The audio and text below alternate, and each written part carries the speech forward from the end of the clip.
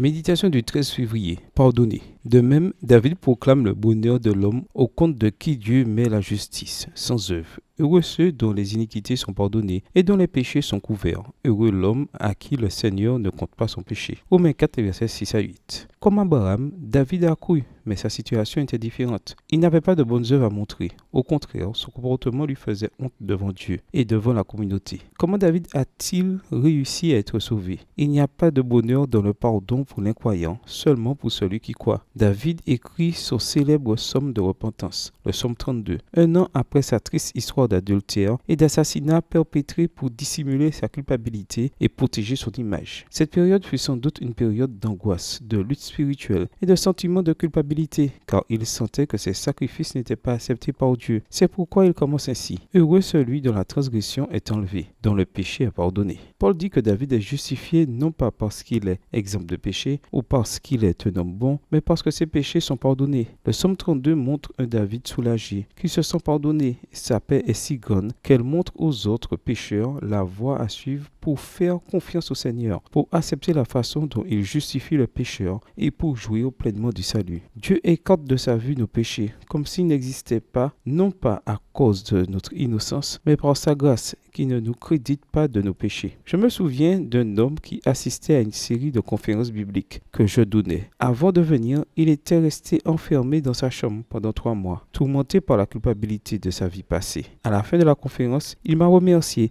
mais il m'a dit qu'il ne viendrait plus, car plus il m'écoutait, plus il se sentait mal, se considérant hors de portée du pardon de Dieu. En le saluant, je lui ai assuré que Jésus avait déjà payé pour ses péchés, qu'il avait juste besoin de croire et de se sentir pardonné, et qu'il trouverait le soulagement et la paix. Puis j'ai vu des larmes couler sur son visage en acceptation du pardon. Il a continué à assister aux conférences, puis il a étudié la Bible et a été baptisé avec sa femme. Aujourd'hui, son fils et son petit-fils sont tous deux pasteurs adventistes. Comment pouvons-nous refuser le pardon alors que pour le recevoir, il suffit d'avoir la foi? Si le psaume disait « Heureux celui qui est sans péché », alors nul n'aurait d'espoir. Heureusement qu'il dit le contraire. Il déclare que Dieu ne voit pas nos péchés parce qu'ils sont recouverts par le sang de son Fils bien-aimé. C'est pourquoi ceux qui croient sont vraiment heureux, puisqu'ils sont pardonnés. Faites l'expérience de la grâce du pardon dès maintenant. Bonne journée et que le Seigneur vous bénisse.